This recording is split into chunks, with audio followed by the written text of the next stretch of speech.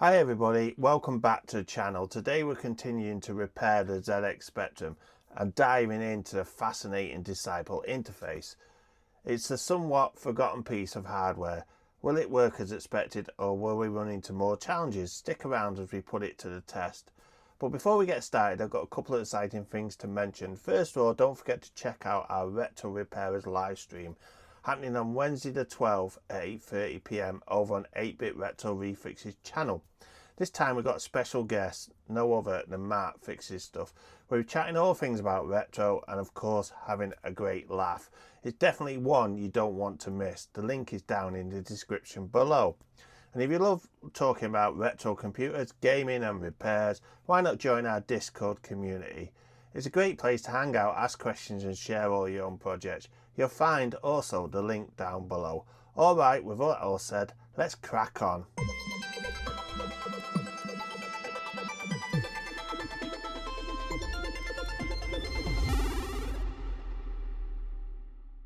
So, welcome back. It's Monday, the start of the week. Now, it's a Monday evening. I work on these machines in the evening and I record as I go along. So, this week we're going to be working back on the Spectrum and hopefully finish this video off and get the Disciple working as well. Now, last week I demodified this because when I opened up the Spectrum, it had really big caps, etc. installed and I didn't know what was going on. There was cables soldered onto the DC. Half of these components are missing. As I'm keeping this for myself, I would rather it be back to stock. Now that's just my personal choice. And I did ask, do you think I'm doing the wrong thing? And of course some people did pipe up in the comments and did disagree with what I did. One of them was Paranoid, and I will get his comment up now down below here. And what he said was, but why? It was a magnificent example of history with a classic 2 voltage modification. You ended up with a non-working machine and an 8-pack of destroyed RAM chips, since it was impossible for them to survive the 12 volt. You could have just measured the pin out of the plug and you destroyed it all. Yes, I agree with that. I probably did destroy these memory, which we will find out later why these did destroy. And I did remember I said these were getting rather hot.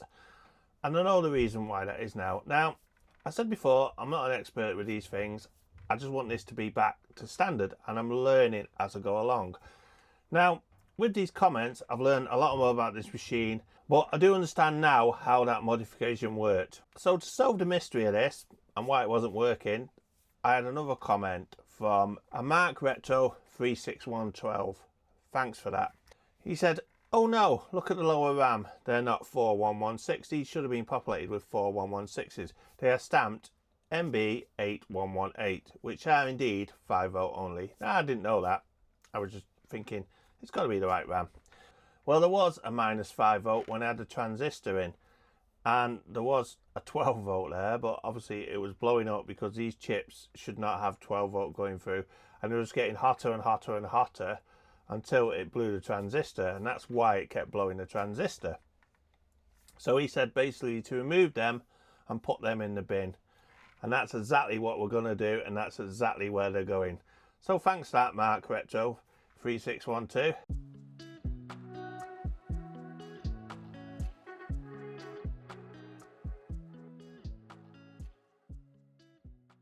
Now that was easy. There's all the chips. I guess we need to just throw them in the bin.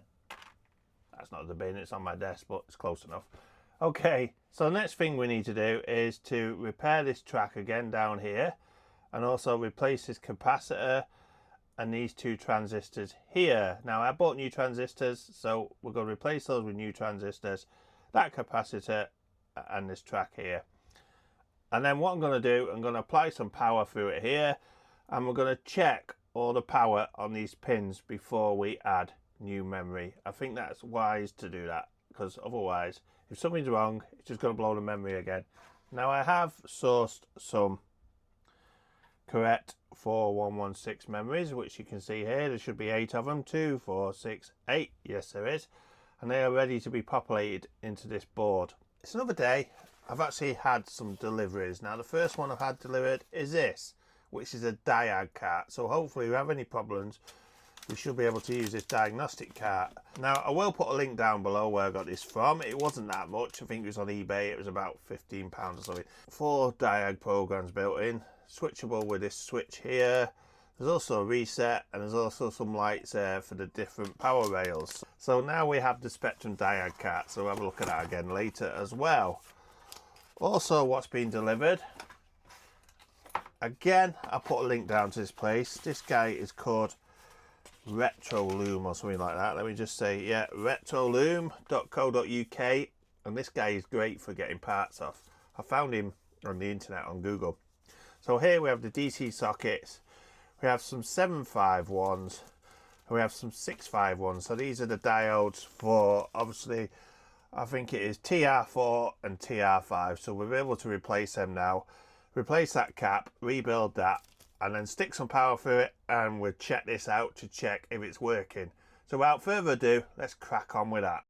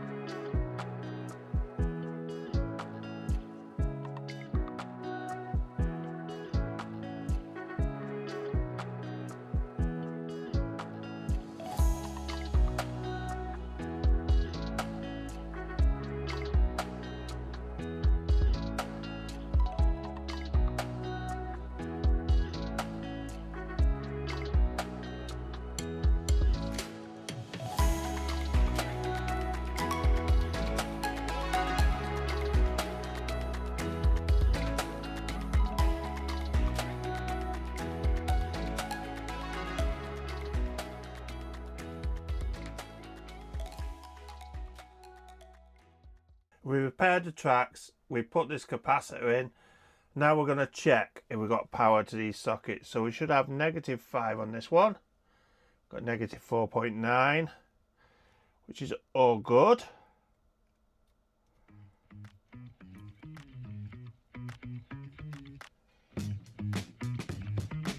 We should have 5 volt down the bottom here, 5.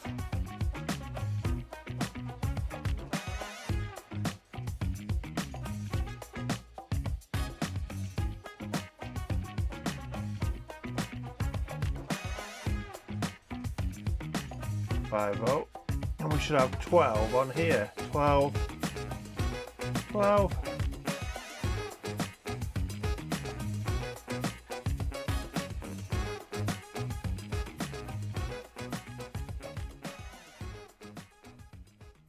So that to me checks out good. So that means the power rails are working as they should have been on the original Spectrum. So what we got to do next is populate this with some memory and see what happens, but make sure this time we put the correct memory in.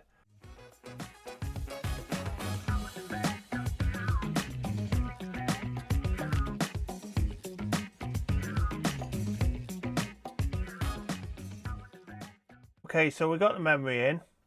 I've jerry-rigged a composite output, and we're going to turn this on and see what we get. At least that's something. Black and white bars and a pink stripe. Now, one thing I did notice about this machine is this ULA here is on one of those crappy single swipe sockets, which I absolutely hate. So I'm just going to apply some pressure to that and then turn it back on. and that looks like it's almost working, doesn't it? Apart from those bloody green and yellow green squares there. So obviously I'm going to replace that socket in that ULA, I think, because it's one of those single swipes, like I say, and it's crap. We'll just stick this diode cartridge in here. Now it does slot onto there, which is absolutely brilliant, and we'll see what happens. So we've got some lights, but we've got no image whatsoever. Perhaps we'll press down this ULA chip again.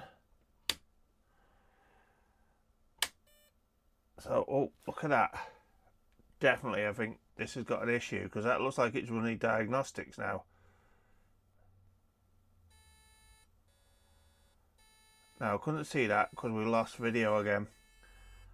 But I think this is definitely going to have to be removed. So what I'm going to do, I'm going to quickly remove this socket and then replace it with a fresh socket and see what happens. So this is a socket here we're going to be replacing. We're going to be replacing it with this one here. Now you can see the difference straight away.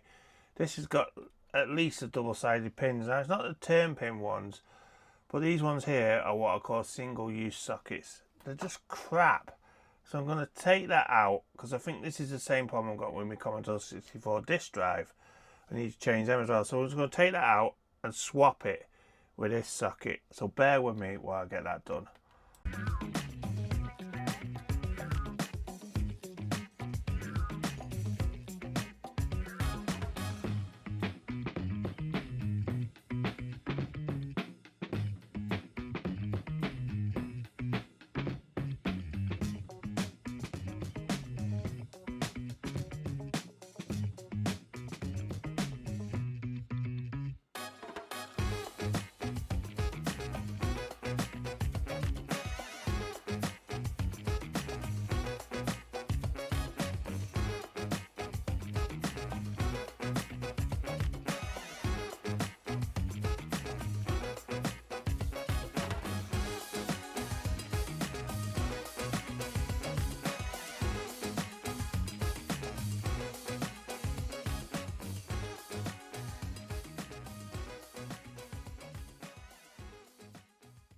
So that to me looks so much better. So what we're going to do now, we're just going to pop the ULA back in and we'll power it on again and see if anything, we get any video back. It's definitely a better fit. So what we're going to do next is just turn this on and see if it displays. Now look, that does actually look as if it's going to work, because that border is normal, but unfortunately it's still freezing somewhere. So what I'm going to do is just stick that diode cart in that we bought, which was here, the diode cart. We've got the diode cart plugged in, we're running the diagnostics. Looks like it is actually running, which is a good sign. And let's see what happens. It's beeping at me. And it looks like the video was frozen. And it's just beeping, beeping, beeping. Let's just try that again, just in case it's having... Is he fit? Nope, nothing there. I'm just going to try a different diode program. And you can see that corruption is all corrupt. But let's see if it runs through. So RAM fails 6. So it should be 0, 1, 2, 3, 4, 5, 6. So it's saying this one here is faulty. So let's just remove that and replace it and see what we get. And we can just run that again. It still looks the same to me, that does.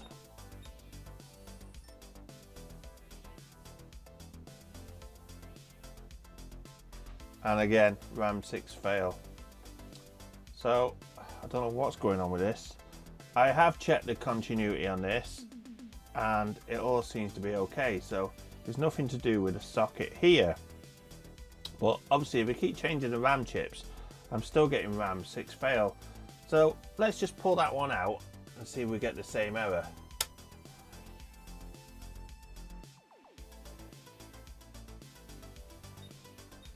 And to me it looks identical.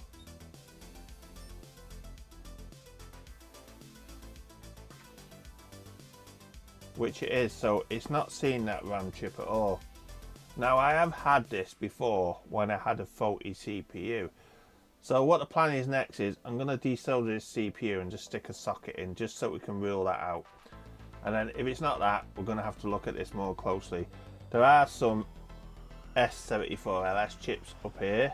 I think it's number 4 and number 5, correct me if I'm wrong. It's the 2 up there that control these memory, but I did swap them over as well and it's still doing the same. So this is where we are. I've socketed the CPU. I've also replaced the sockets in IC3 and IC4 because it was these single swipe ones. They're the LS chips that control the memory buffers, I think. So what we're going to do, we're going to turn this on and just see what happens. So to me, that still looks corrupt, but let's just see.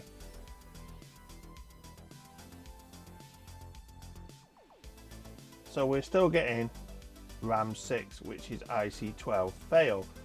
Now, we're very close to getting this working, and no we are. I mean, the way it came to me, I had loads of mods, like I say, I've undone them mods, I've replaced all these components, etc., and it's so close. So I'm just going to have another look at this over the next half hour and see if we can work out what's going on. It's got to be a broken trace or something, hasn't it? So I've looked over the board and I think I've worked out what's wrong with it. This pin here comes from IC12, which is a memory 6, which we're having trouble now. We've got continuity here, which is correct, but we've got no continuity there, but we should not have continuity there. If you look down by my probe there is a very, very tiny solder bridge. So what we're going to do, we're just going to undo that solder bridge.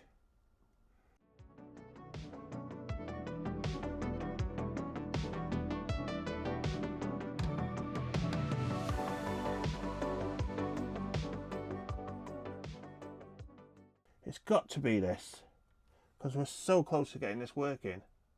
Yeah, now we don't have continuity, but we've still got continuity here, which is good. So I'm just going to power that up again and see if we can get this working. I'm just going to run the same diag. We're going to turn that on.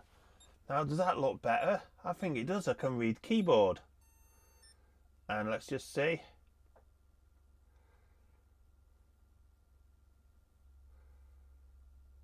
Look at that. That is absolutely brilliant. So let's just try the first diag again, which didn't run before. Well, we couldn't read it. And I can read that now perfectly. Diagram. Testing lower memory. Look at this. This is absolutely brilliant. Okay, testing upper memory. 1, 2, 3. The video output isn't that good, but we can sort that out, I'm sure. Upper RAM pass test, and that has booted into the diagram. Absolutely brilliant. Really happy about this. So let's just turn that off. We're just going to pop the diag card out. And we're just going to pop this on and see if it boots to the ROM.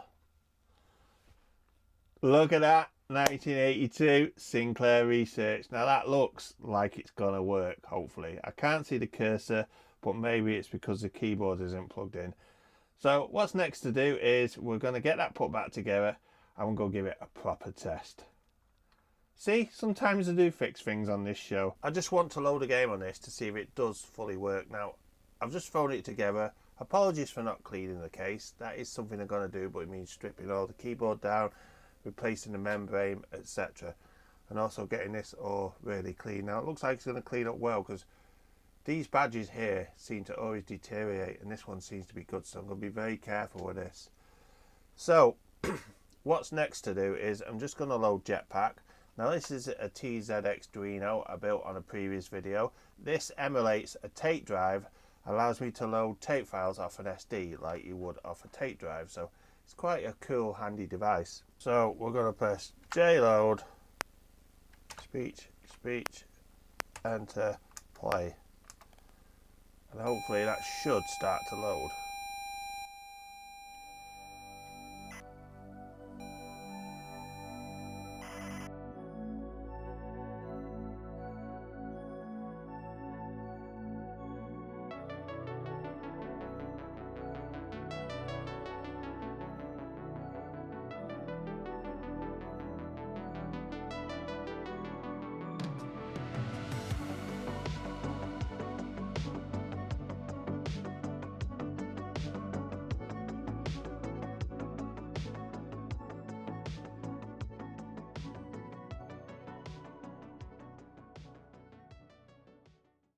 So that's loaded fine, excellent. So let's just try it and press number 5 and start the game.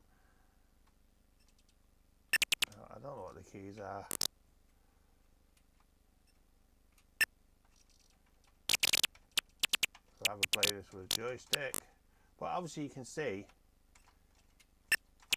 it is working fine. That's all I wanted to do, was test this, because obviously we are going to do more work on this, but this has gone from that madly modified Spectrum to a fully working Spectrum, which is absolutely brilliant. Now what I plan on doing next is we're going to connect that Disciple up and just have a play with it and see if we can get it working. Now onto the Disciple interface. Now this thing is absolutely brilliant. It's better than I originally thought it was. Not only does it allow you to use a floppy drive, these ports here, which I originally thought were audio, but somebody corrected me, are actually network ports. So that's something I'd really like to try out. Obviously you've got your cartridge port here as well, the 2 joystick ports here as well, and these 2 buttons here, this one here disables, activates the Disciple, and this one here is called the Snapshot button. Now what that does is something really cool. I could load, say, Jetpack up, and then I could press caps lock and the Snapshot button, and I can save that onto the disk, and then I can just reload it onto the disk. Now that is really cool and something I'd like to try. If we get to try it on this video, I will fire it up and try it, but I'm not sure whether this works or not. I did try it the other night and it didn't work. It just started spinning its disk. So I did a bit of research and I found out I need to solder these jumpers on this disk drive. So I quickly did that, as you can see in this next short video. Okay, so it's a Friday. Last night I tried the Disciple and I loaded the config file in, and the disk drive was just spinning constantly. The motor was just whirring round and round and it wasn't actually doing anything. So I went to bed. I did some research before I went to sleep.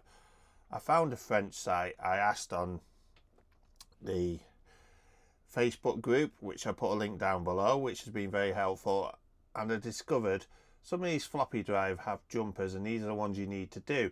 Now you can see there, as standard, they are set to DS1, which is drive 1.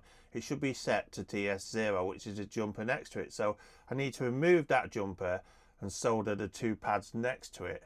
Now also after that as well, I needed a cable, because I think they need a straight through cable. So I got a twisted floppy drive cable that I had off a PC, and I just took the end connector off, untwisted it and stuck it back on. So hopefully that will do the job. So let's just see if we can get this undone and see if it'll work.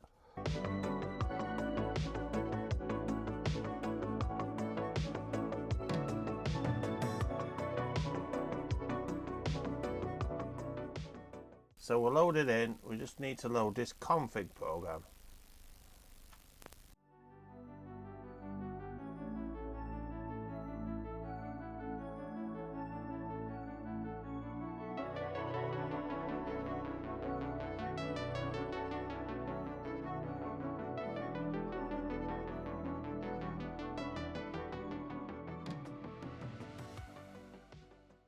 Now, I don't know whether you can hear that music. It's playing congratulations. So we're just going to switch that to full.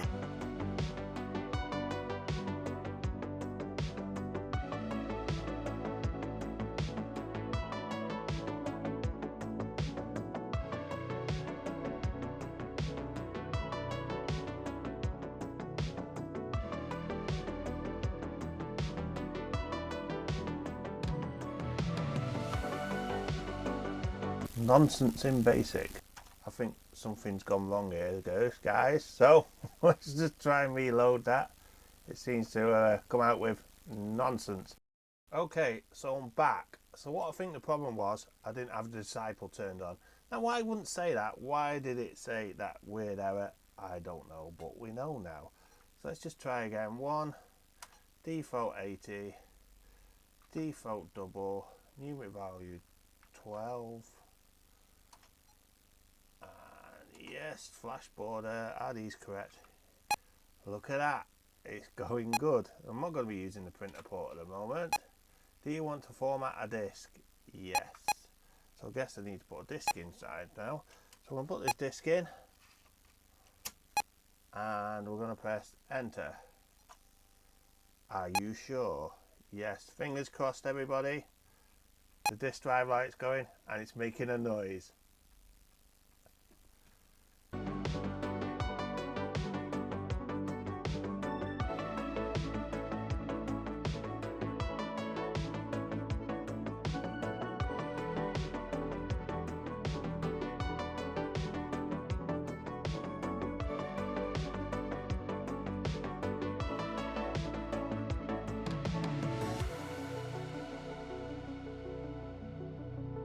Saving system file. Do you want to save the utility program to the disk? So that will make the boot disk, I presume. So I'm going to type yes.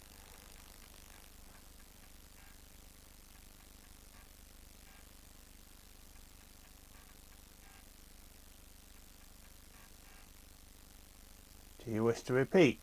No. So that looks like that's done now. Absolutely brilliant. So we're just going to restart that. I'm going to see if it will load. So what we need to do is to press run and it should load, which it does. Look at that, that is absolutely brilliant. So we got now GDOS loaded, and that was super fast for a Spectrum. And now I think what we can type is, just bear with me while I try to work out this keyboard. It's very funny how you got to press different keys to get these working. I think I pressed this and that and press cat 1 for drive 1. And there you have it, the directory of the disk. This is absolutely brilliant. I can't believe I'm using a 3.5 inch floppy drive on a ZX Spectrum. This is going to get some use, this is. So what I'm going to do now is I'm just going to try and load Jetpack and see if we can dump it or not. It'd be quite interesting to try. So we're going to load it off the TZX Drino. I'm going to type load. And now it doesn't want to load. Oh, it does. There it goes. So that is now going to load Jetpack, hopefully, off the TZX Drino. Then we should be able to hold the cap shift button and the snapshot, and we could basically dump what's in the memory onto the disk. Now if this works, this is going to be absolutely amazing. Well, let's just see. It might work, it might not.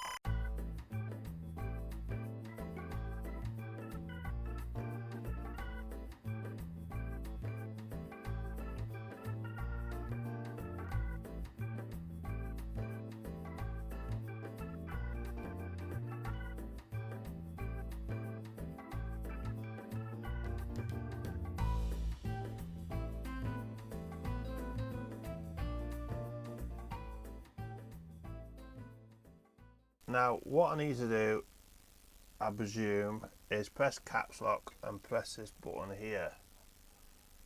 You can just see. So we're going to press caps lock and that, and it should do that. That's good. Now press number 4. That disk drive is going.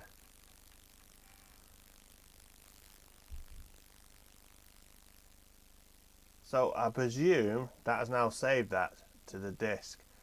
So what we need to do is to restart this. Reloading, type run.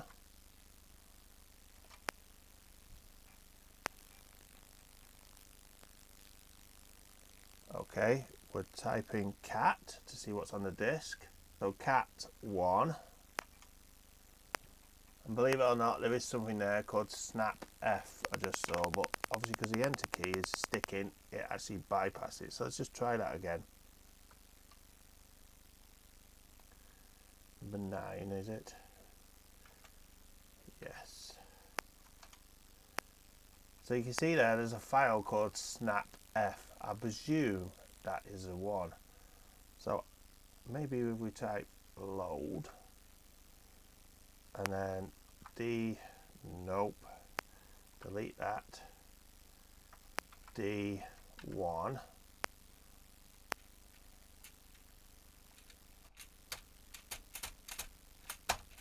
and the spacebar is a bit dodgy as well. I think it needs a new membrane. We're going to put new membrane in this. Snap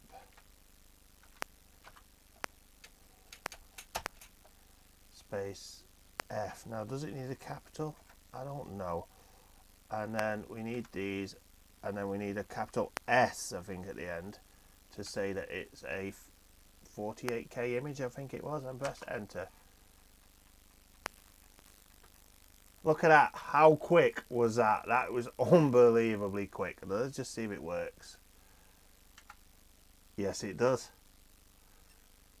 So that's it. We managed to dump a game and it worked. And that was like super fast compared to the tape drive. Just amazing stuff. So I'm going to end my video here. There's going to be more coming on this Disciple. Like I say, this Disciple interface is so good. It's got so much to do.